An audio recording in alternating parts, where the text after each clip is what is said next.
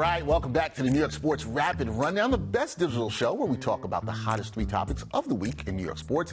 And joining me this week for another great discussion is a producer, an update anchor for WFAN and CBS Sports Radio, also a fantastic play-by-play voice, the one and only Manny Rodriguez. Manny, what's going on, man? Hey, Dexter, how's it going? I'm doing good. I'm doing good. How is your start to 2024 going? I can't complain. I cannot complain. I've spent it with some loved ones, and I've taken a couple of trips to Madison Square Garden. And as a New Yorker, I mean, what more do you want? Look, it's a good place to be, especially if you were watching the Knicks, which I assume. I know you're a Knicks fan, and they have been winning. But we've got a lot of stuff to talk about this week, Manny, including a departure at WFAN, Darryl Strawberry advocating for Pete Alonso.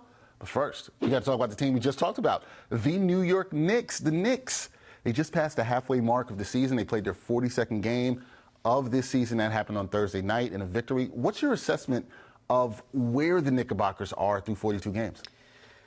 Well, they're in a fine spot. I mean, after 42 games, you can't complain about having 24 wins. And if you are complaining, please stay away from me. Don't buy me a beer. I don't want that energy anywhere near me. But I do believe that they do have some issues. You take a look at what the Knicks have right now after the trade that saw R.J. Barrett and Emmanuel quickly go out to Toronto. They have an issue on the bench. They don't have enough scoring on the bench. So that's something that the Knicks will have to address. But again, they're in the playoff spot. They're not in the play-in tournament as of right now. So, I mean, if you're complaining right now, I can understand. I thought they would be maybe a 3 seed by about this point. But again, 42 games, 24 wins, can't complain. Well, you know, it's like my friend always says, somebody can always be mad, right? Somebody's always going to be mad. And when you look at, you know, Knicks fans on social media, you're going to find some fans that are unhappy, some fans that think they should have made another trade already.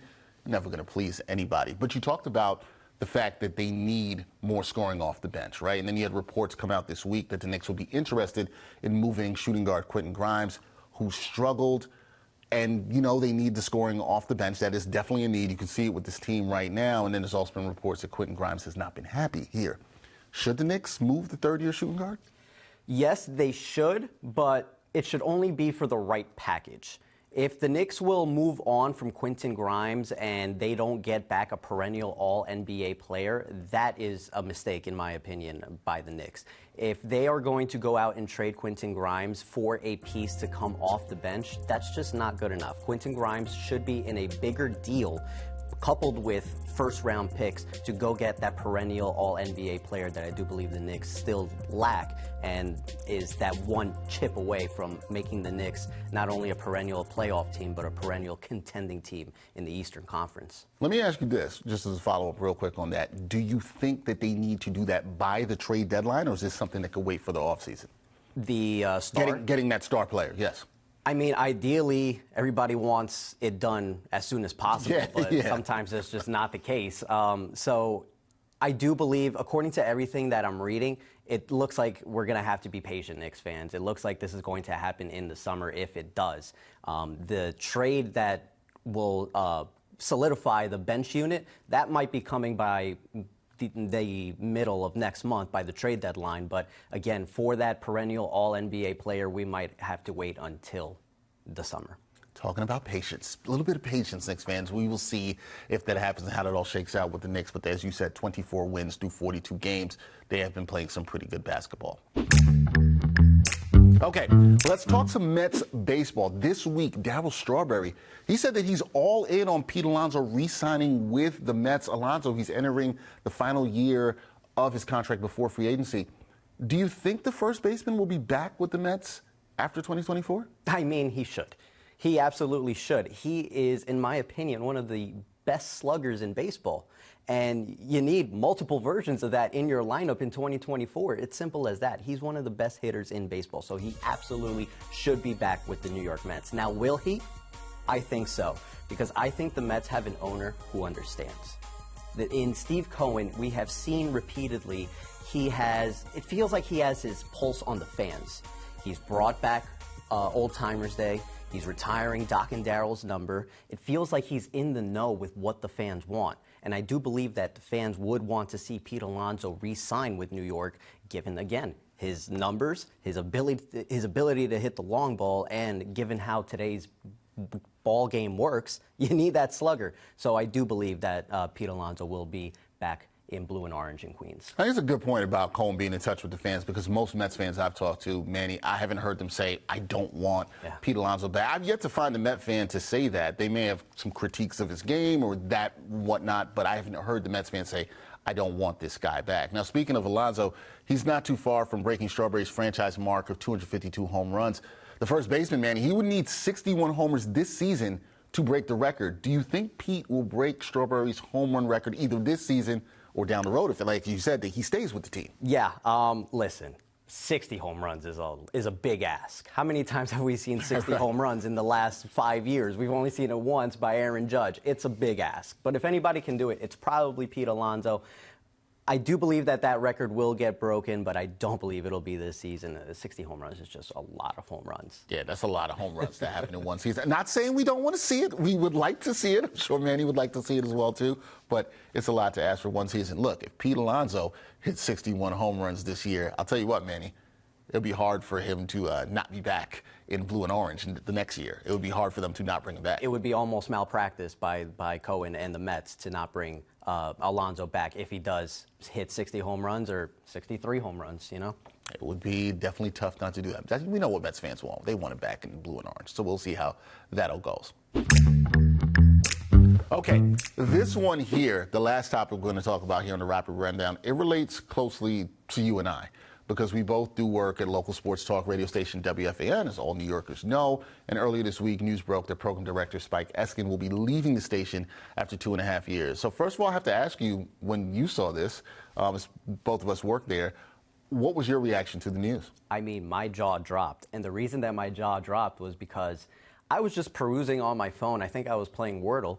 And I got a tweet notification from a Jets beat writer. It might have been, or a football beat writer. It might have been Connor Hughes. And he texted something along the lines of, holy cow.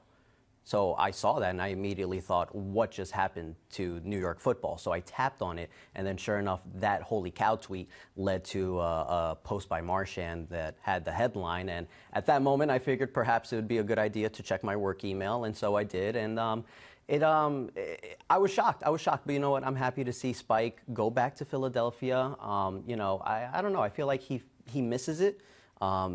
Maybe go back to talking about the Eagles and the Sixers. I feel like that's Spike, and I'm very happy for him. Yeah, definitely. You know, I think for anybody, being able to go back home and work back home, Absolutely. We are blessed to work in the city that we're from, that we love. You know, that's always a beautiful thing. But I think in this aspect, Manny, for many people, as you know, as a native New Yorker as well, too, the fan is part of the core of New York sports. There's no way you can say that it's not. And you and I were blessed to be a part of that core. What did Spike mean to you, and what do you think his lasting legacy at WFAN? I know it was short, 2.5 years, but what do you think his lasting legacy at the fan will be? Well, I mean, Spike means a lot to me. Spike was the man who saw something in me and allowed me to get my foot in the door in the industry. So I'm forever grateful for what Spike has done for my career. I do believe his lasting legacy will be a good one. No matter what you see on the internet, I think the ratings are what the ratings say they are. And WFAN is still pretty much at the top of those ratings. And when it comes to sports radio in New York, WFAN is still at the top. So no matter what you read online, Spike, it's blasphemous. You take a look at the ratings are what the ratings say they are, and we're at the top at the fan. People are still tuning in. I think that's something that you can't deny, no matter what some people may say and feel differently. Exactly. And, you know, I had tweeted about this earlier, and I still keep saying tweet, even though it's X now. I still say tweet, you know, still say that. But I had said earlier this week on social media that, you know, I thought part of his legacy will be the fact that he sort of changed the way WFAN has looked in recent years. There's been more people of color who have been prominent in terms of sports update anchors, whether you or myself, or producing or hosting, like Keith McPherson. And I think that matters a lot, because for a long time, WFAN looked a certain way where everybody looked the same. And, you know, hopefully those things are changing. And I think that's a beautiful thing with what's been happening there. 100%. And you mentioned Keith, you mentioned yourself, myself. I mean, I also have to give a shout out to Amanda Aviles. We have to give a shout out to Carlos Ortiz as well, another couple of Latinos who are working at WFAN shout out to them. And at CBS Sports Radio. So, I mean, yeah, that's another thing that Spike really brought to the radio station was people of color, people that look like you, that look like me, and, you know, hopefully, you know, there's some kid listening on the radio, and they hear our names and they think, oh, that name sounds like us, sounds like me. They'll look us up, and they'll strive to try to be the next generation of Black or Latino journalist or host or update anchors, whatever the case may be. So again, Spike really brought he opened new doors at WFAN, and I mean, I'm grateful for him 100%. No, I think he definitely deserves his flowers for that. And let's also add women in the mix too. Danielle McCartan, who does such a fantastic job as well too in WFAN. Lori Rubenstein as well too, who've been able to pave ways for other women that might be listening that want to do that, because you're right, that representation matters so much. So we just want to say salute. Thank you to Spike, because I think that's definitely part of his legacy. You did a great job. First time here on the Rapid Rundown. Appreciate you. Thank you so much. Well, no, I love your work. I love what you do. I'm glad you were able to pull up and come and hang out with me and talk some New York sports. We're going to have to do it again.